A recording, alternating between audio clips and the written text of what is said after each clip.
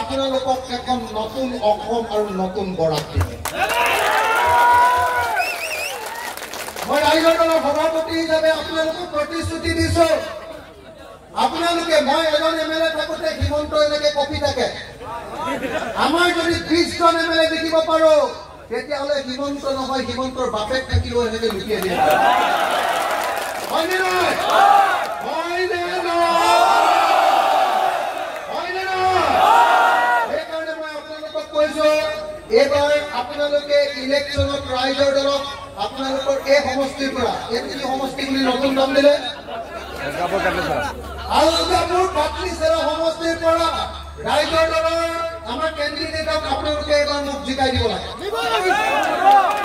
হবে সবে হাত তালি দিব নাই, দিবনে নাই? আলগাপুৰ পাটলিচেৰা সমষ্টিটো আমাক দিবনে নাই? ৰাইজৰ দল জিকিবনে নাই?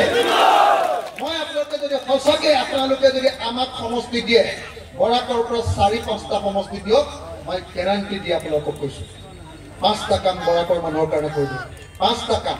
1 নম্বৰ কাম, বৰাকে যিমান জমিন আছে খেতিৰ জমিন স্মাৰ্ট মিটাৰ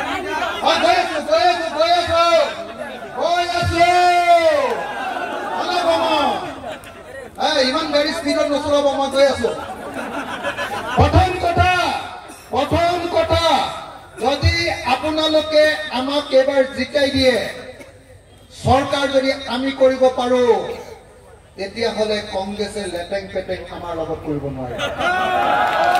নহ'লে কংগ্ৰেছে টকা খাই খতম কৰি দিব। কংগ্ৰেছে একদম বিৰাট 2 নম্বৰী পাৰ্টি আছে, হয়নে নহয় কওক? যদি আমি চৰকাৰত থাকো বা আমি চৰকাৰ বনাও, নাম্বাৰ 1 অসমৰ সব খেতি পথাৰ কৃষিভূমিতে আমি 5 বছৰৰ ভিতৰে জলসিঞ্চনৰ ব্যৱস্থা এটা কৰি দিম। আমি অসমৰ 5 বছৰৰ ভিতৰত অসমৰ সব পথাৰতে জলসিঞ্চন পানীৰ ব্যৱস্থা কৰি দিম। একটা পথাৰে 3 বাৰ খেতি হবে। এতিয়া 1 বাৰ খেতি হয়, আমি 3 বাৰ খেতি কৰাৰ এটা পৰিবেশ আনবে। 3 বাৰ খেতি হবে আৰু 3 বাৰ যদি খেতি হয়, 3 বাৰ খেতি হলে যাৰ ইনকাম 1 লাখ টকা আছিলে 1 বছৰত ইনকাম বাঢ়ি 3 লাখ টকা হয়।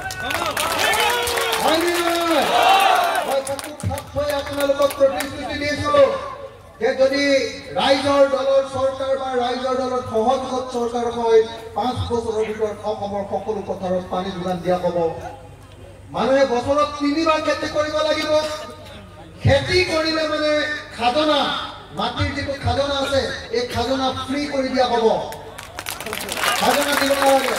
আৰু খেতি নকৰি যদি মাটি পেলাই থয় তেতিয়াহ'লে 5 গুণ খাজনা লগাই দিয়া হ'ব। ভাল হ'বনে বেয়া হ'ব?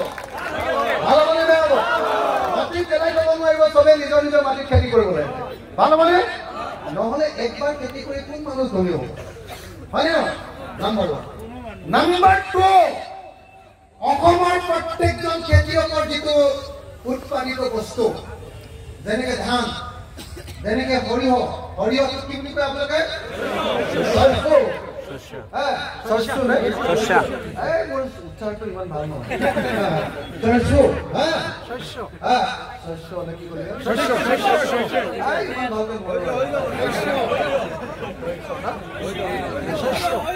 সৰিয়হ মানে সৰিয়হ মাষ্টাৰ্ড, হয় নে? সৰিয়হ মাষ্টাৰ্ড অইল চিড, সৰিয়হ, মৰাপাট, জোৰ, শাক পাচলি যি প্ৰডাকশ্যন কৰিব, তামোল, চুপাৰী যি প্ৰডাকশ্যন কৰিব, প্ৰডাকশ্যন কৰোঁতে যদি 5 টকা খৰচ হয়, ইয়াৰ দাম আমি দিম 15 টকা। এটা ইংৰাজীত কয় মিনিমাম ছাপোৰ্ট প্ৰাইচ। এটা বন্ধাকবিটো কি বুলি কয় আপোনালোকে? এটা বন্ধাকবি 1 কেজি প্ৰডাকশ্যন কৰিবৰ কাৰণে 5 টকা, ধৰক 5 টকা খৰচ হ'ল, খেতিয়কক আমি 2 টকাত বিক্ৰী কৰিবলৈ নিদিওঁ। প্ৰত্যেকটো বন্ধাকবি যদি 5 টকা খৰচ হৈছে 1 কেজিত, তেতিয়াহ'লে মিনিমাম 5 পূৰণ 3 15 টকা খেতিয়কক দাম দিলেকে বেপাৰীও কিনিব পাৰিব, নহ'লে চৰকাৰে কিনিব। কথাটো বুজিছে কিনি লোৱাৰ পাছত আপোনালোকৰ পৰা 15 টকা কিনিলো আপোনালোকৰ পৰা 2 টকা কিনি লৈ গৈ গুৱাহাটীত কেই টকা হয় জানেনে নাই 80 টকা হয় না কবি হয় না এতিয়া আপোনালোকৰ পৰা 15 টকা কিনি নিম বিক্ৰী কৰিম 20 টকা গ্ৰাহকে কম দামত পাব আৰু খেতিয়কে বেছি দাম পাব মাজত হিমন্তৰ যিমান সিন্ডিকেট আছে সব সিন্ডিকেট বিলাক ব্ৰহ্মপুত্ৰত ধৰিছে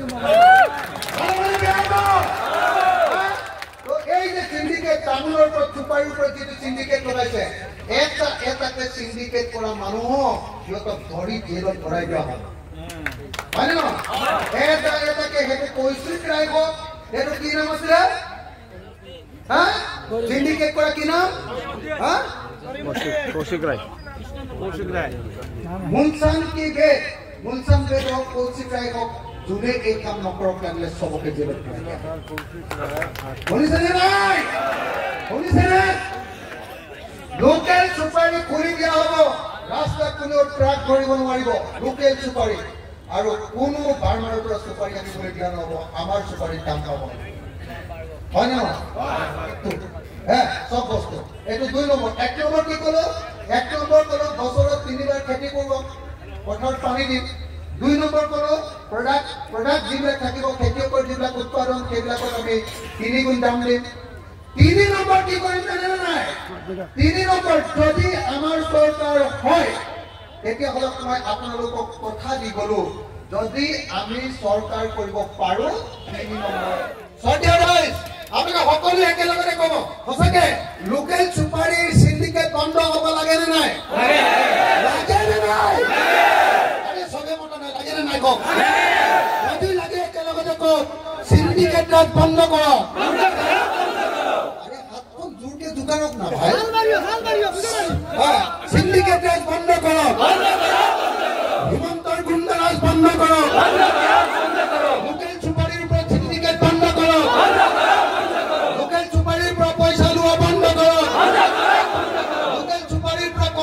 বন্ধ করো হিমন্ত বিশ্ব শর্মা মুর্দাবাদ হিমন্ত বিশ্ব শর্মা মুর্দাবাদ পানী সুপারি বন্ধ করো লোকেল সুপারি খুলি দিও লোকেল সুপারি খুলি দিও পানী সুপারি বন্ধ করো লোকেল সুপারির উপর সিন্ডিকেট রাজ চলিব আরে জোরকে আরো জোরকে লোকেল সুপারির উপর সিন্ডিকেট রাজ বন্ধ করো লোকেল সুপারির উপর সিন্ডিকেট রাজ বন্ধ করো লোকেল সুপারির উপর সিন্ডিকেট রাজ বন্ধ করো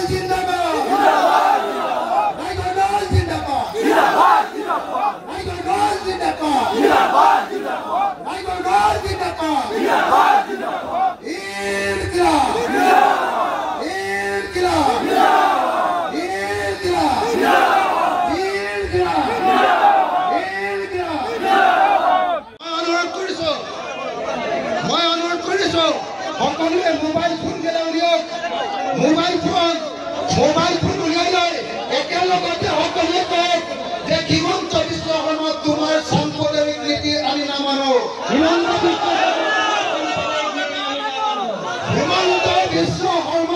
হিমন্ত বিশ্ব শৰ্মা আকৌ এবাৰ হিমন্ত বিশ্ব শৰ্মা আমি তোমাৰ সাম্প্ৰদায়িক নীতি নামানো। আমি হিন্দু মুসলমান একে সঙ্গে থাকিম। আমি তোমাৰ নামানো। মই সকলোকে একেলগতে মোবাইল জোৰকে দাঙি দিব অনুৰোধ জনাইছো। ইনকলাব।